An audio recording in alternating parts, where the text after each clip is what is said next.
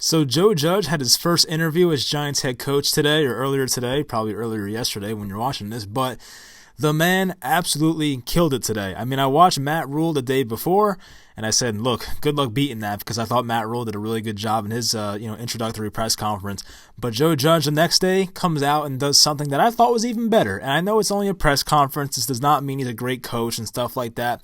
But I wanted to know more about him. There weren't many videos about Joe Judge. Of course, you search on YouTube and the Patriots website and stuff.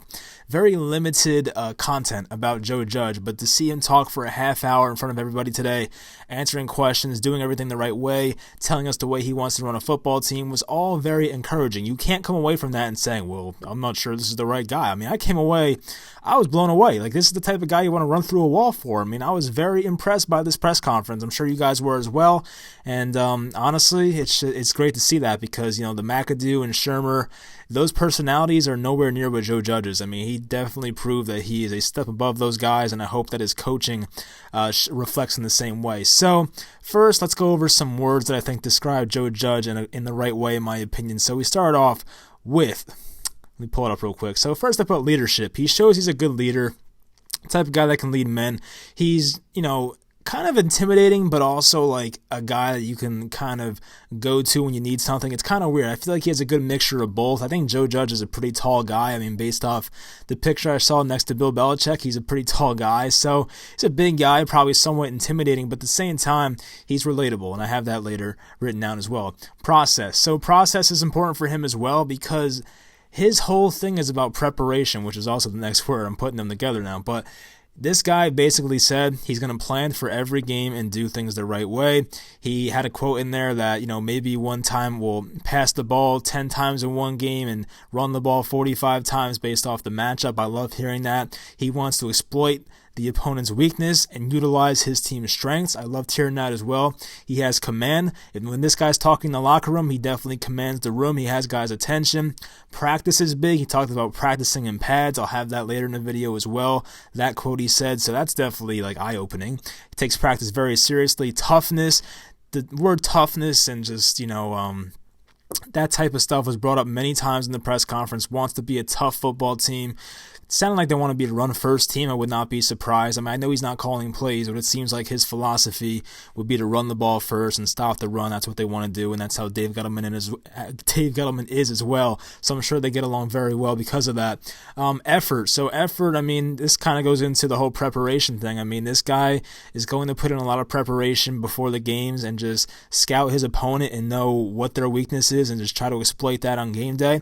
Motivator. Talked about that before, kind of with leadership as well, knows how to motivate guys. He's also strategic. I mean, this is a guy that I know is not going to call the plays. He said that already in the press conference, but he's going to put his coordinators and the players in the best spot to win. I'm sure he's going to look at every matchup and try to find out what this team doesn't do well, what his team does do well, and try to use that to his advantage. And I said before, relatable. So, I mean, he is somewhat intimidating. You can definitely see him as the type of guy that could raise his voice on the sidelines and maybe be a bit intimidating. But at the same time, he does have a pretty good personality. I saw him laugh a few times in the press conference. He has somewhat of a personality, which is good. So I feel like he's relatable. He brought up one point in the press conference as well that these guys are more than just athletes. They're people as well. And, talked about the mental health side of everything, which is important nowadays. I mean, we didn't talk about this, even before I was alive, but even 10 years ago. It wasn't really brought up too much, but now guys speak out more about it, and these guys are more than just athletes. They're human beings as well. So Joe Judge acknowledged that, and that's definitely great to hear. So now we'll get into some of his quotes from today's presser, and we'll talk about my reaction to those. And what I'm about is an old school physical mentality, okay? We're going to put a product on the field that the people of this city and region will be proud of because this team will represent this area. We will play fast. We'll play downhill. We'll play aggressive.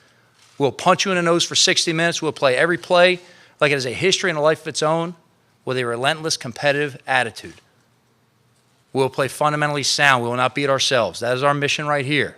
So this is pretty self-explanatory, but he's really setting the bar high. I mean, he's telling his players what he expects here.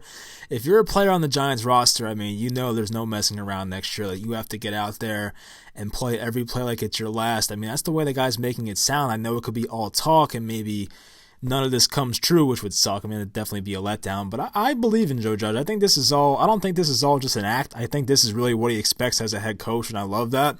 Talks about the old school mentality. I mean, maybe that goes back to running the ball and stuff like that. He talks about punch you in the nose for 60 minutes. I mean, you have to love that as a fan of this team. Play fast, play downhill, play aggressive. I mean, all of this goes to like running the ball. I mean, I don't know. I know they have like one of the best running backs in the league, but of course they need a better offensive line.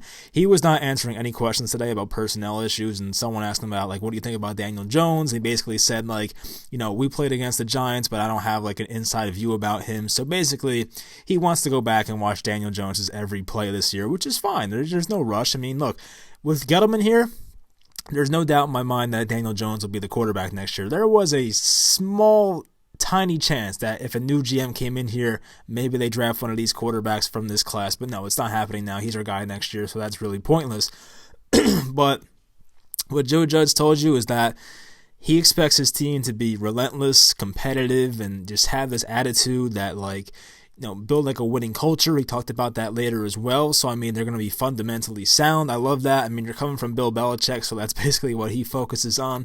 You don't see the Patriots beat themselves too often. And look, you see that with the Giants sometimes. I mean, whether it was ducking out of tackles or just having stupid penalties, the Giants would do that in previous years. I mean, even under Tom Coughlin in the later years, we saw too many penalties, and hopefully Joe Judge can fix that. Joe Judge is a guy who understands the rule book very well from what I've read about him and saw a video as well about it. He definitely understands the rule book and how to use that to his advantage. So he'll teach his players the right way and how to do things the right way. Talked about tackling the right way as well. We'll get to that later. So he's going to teach his team the fundamentals, and hopefully the Giants are not going to be a team that beats themselves anymore. Let's not forget there's a human element to this game.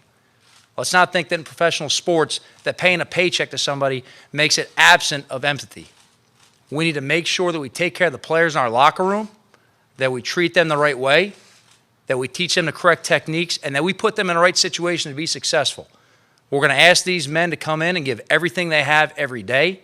We're going to demand it, and we appreciate everything they give us. It's our responsibility to take care of them on a daily basis and make sure when they are done with our game, they are better furthered for the rest of their career as a father, a husband, and a professional, whatever avenue they take.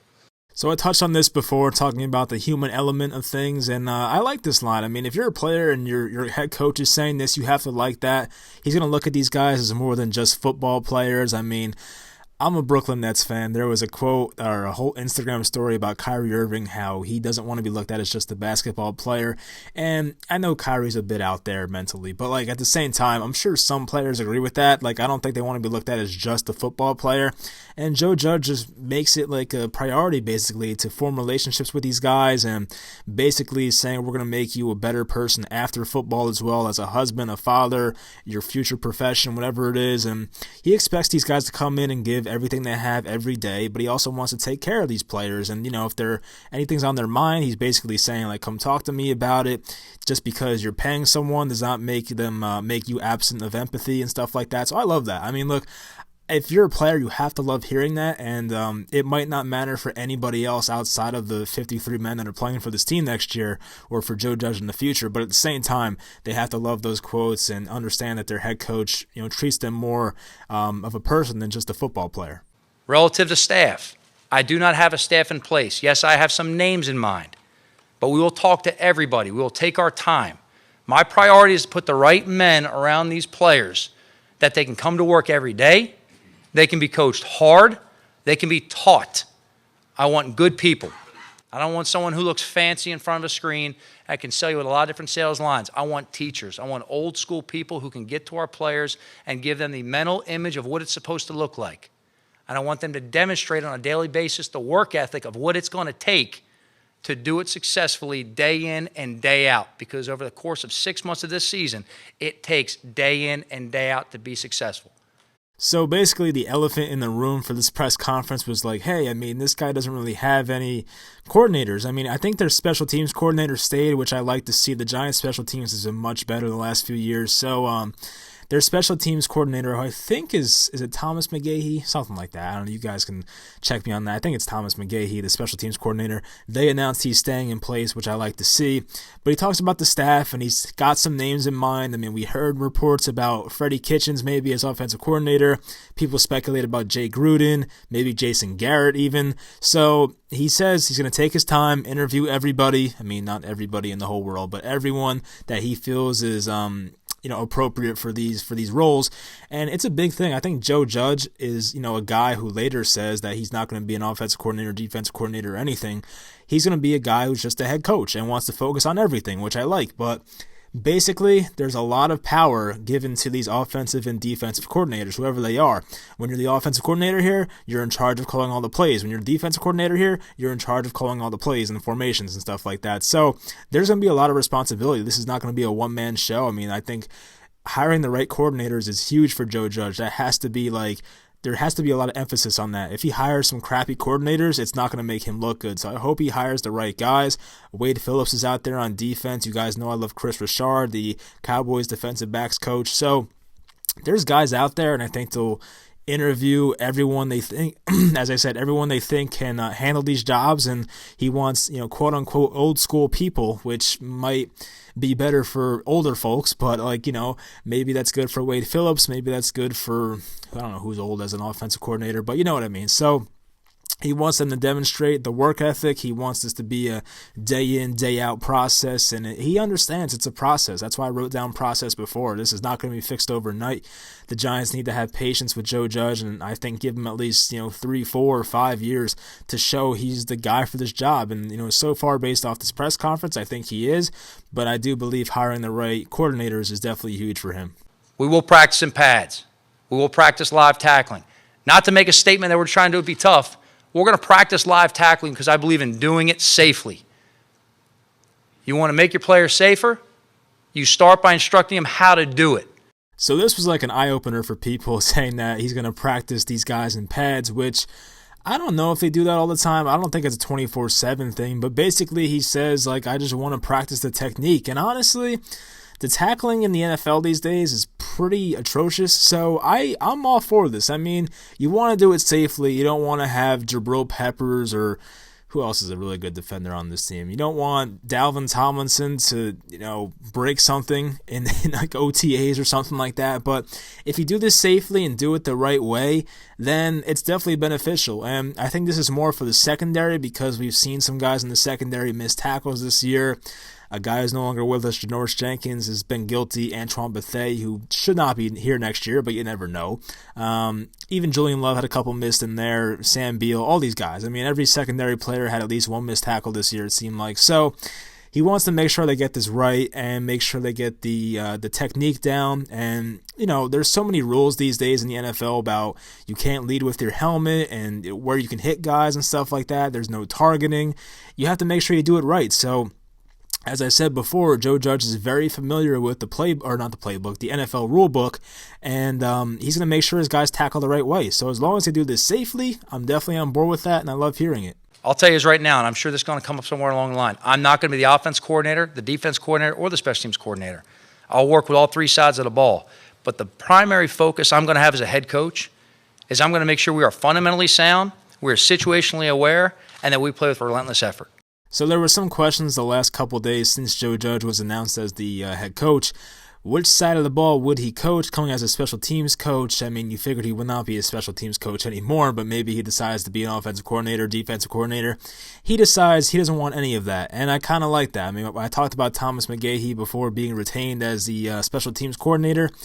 So far, there's still vacancies at the defensive and offensive coordinator roles, but he wants to coach all three sides of the ball, wants to be fundamentally sound, wants to be situationally aware, which I think is a good thing, because I think situationally means the time on the clock and the timeout usage and stuff like that. That's what I think it means, and Joe Judge is already a very smart guy, so I think that'll definitely help us in a lot of ways. I mean, of course, we had a previous head coach who wasn't too good with his timeouts or being situationally aware, and he also talks about being, having relentless effort, and that's something he talks about many times as well. So the situationally aware thing got me pretty excited because, as I said, the last head coach, Pat Shermer, was not too good with that type of stuff and did not use his timeouts in the right way, even his challenges, which I know is not always the head coach's fault. Sometimes it's the guys upstairs that are telling you to challenge these things. But yeah, I mean, it's definitely nice hearing that, and I think it's different. I feel like every head coach or most coaches in the NFL have some input on one side of the ball. Like you talk about like Andy Reid, offensive coach, Pete Carroll, defensive coach. I feel like there's just a bunch of coaches. Sean McVay's offensive, and there's a lot of guys that just they coach one side of the ball. So it's I don't know if it's rare to have a guy who's like this, but I do like it this way. You have a guy who's not going to have too much weight on his shoulders. Some people said calling plays for Pat Shermer and trying to coach an NFL game was too much for him, and that could be true. So all he has to do is motivate his players and make the right moves on the sideline. Let your coordinators do the rest, call the plays and stuff like that. It makes his job easier. And as I said before, as long as he has the right coordinators in here, it'll make him look a lot better. And we have to have flexibility schematically to make sure that whoever we play, we can adjust our game plan to maximize our strengths versus their weaknesses. So while there may be some games that we throw the ball 50 times, there's going to be other times we may throw it 10 times and run the ball 45 times.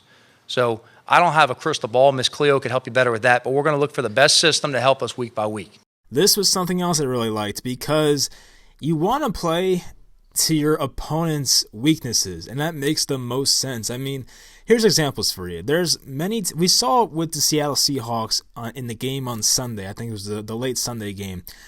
The Seahawks tried to keep running the ball up the middle time and time again, and the Seahawks are a run-first team, and that's what they believe, and that's fine and all.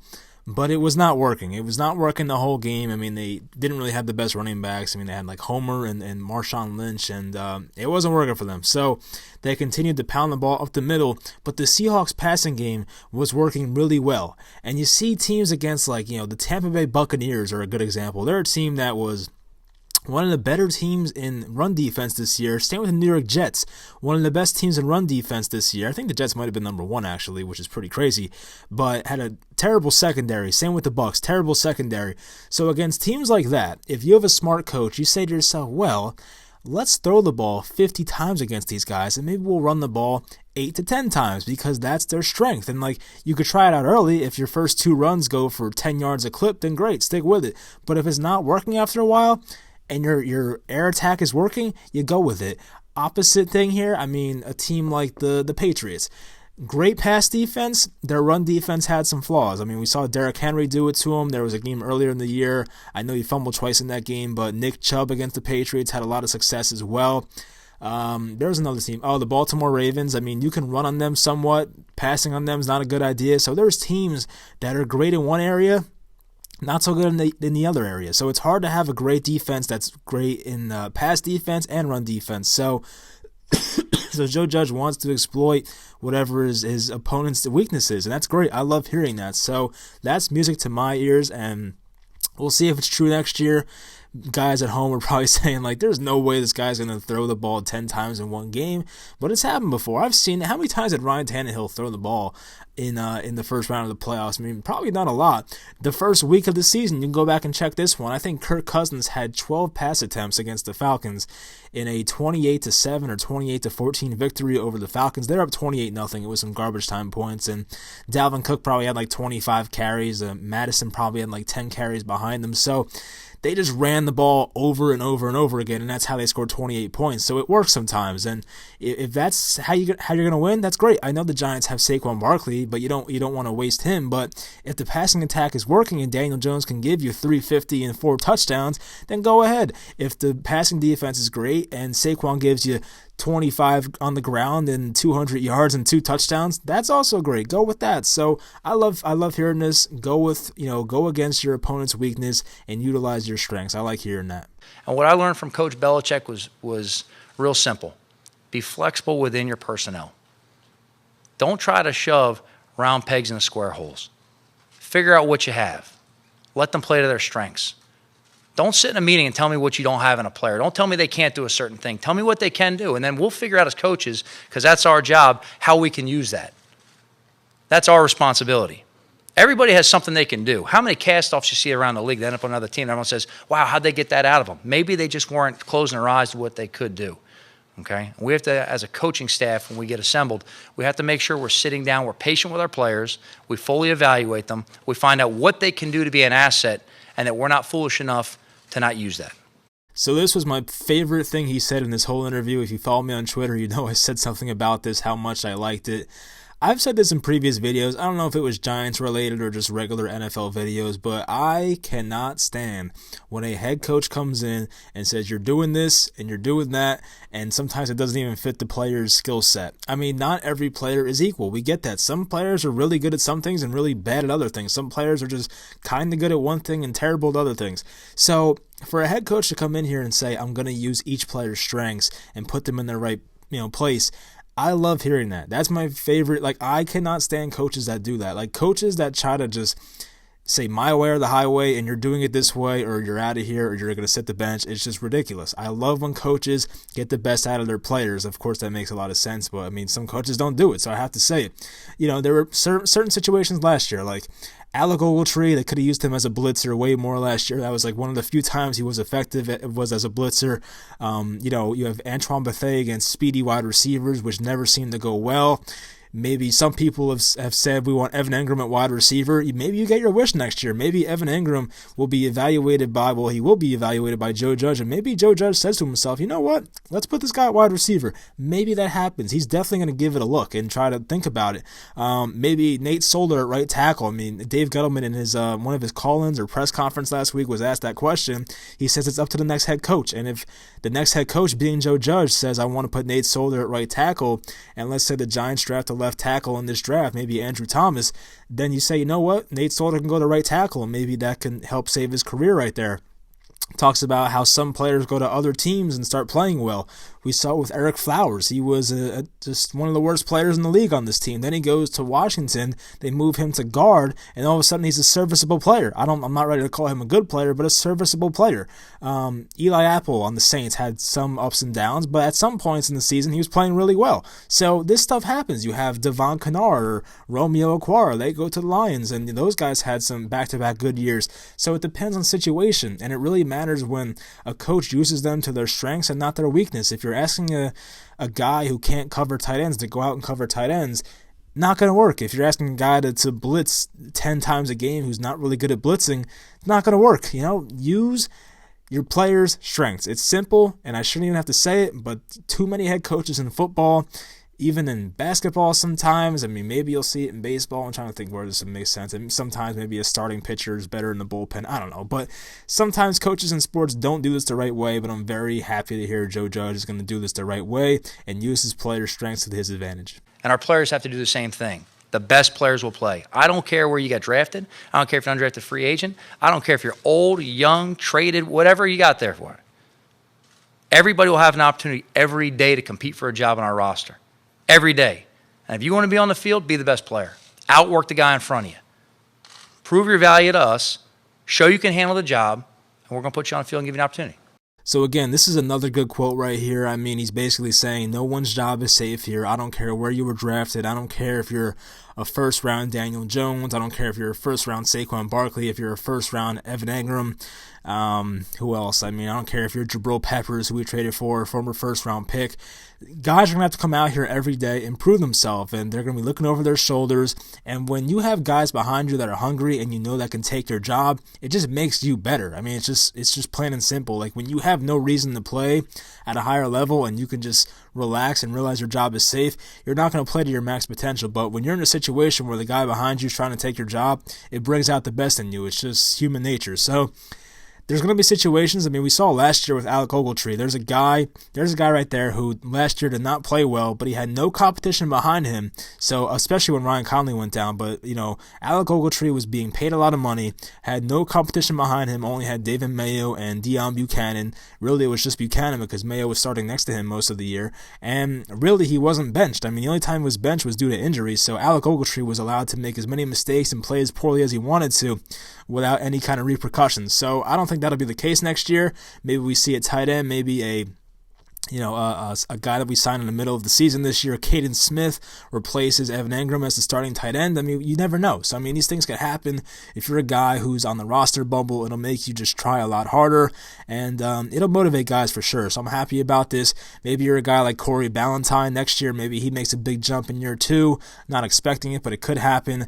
Maybe he's saying to himself, well, I got 2 guys in front of me, and DeAndre Baker and Sam Beal. Like, how do I get on the field more? Well, maybe he finds a way, and maybe this new coach, Joe Judge, recognizes that, and maybe, guys played better because of it. So we'll see. It's definitely an encouraging thing. I don't think guys should start on football teams or in any sport just because of their contract or just because of their reputation or where they were drafted. I think that's just stupid. It should be based on performance. It's a performance-based business, and that's how sports are. If you're not playing well, you're not going to win. So I like it this way, and I'm hopefully Joe Judge sticks to his word. I hope he sticks to his word about all of this stuff, because this was the last quote, and once again, I was very impressed by all this, but the downside is it could be all talk. I don't think this is fake. I said it before earlier. I don't think this is all an act, but at the same time, if he does everything he says he's going to do, this will change the brand and image of Giants football for the better like it used to be.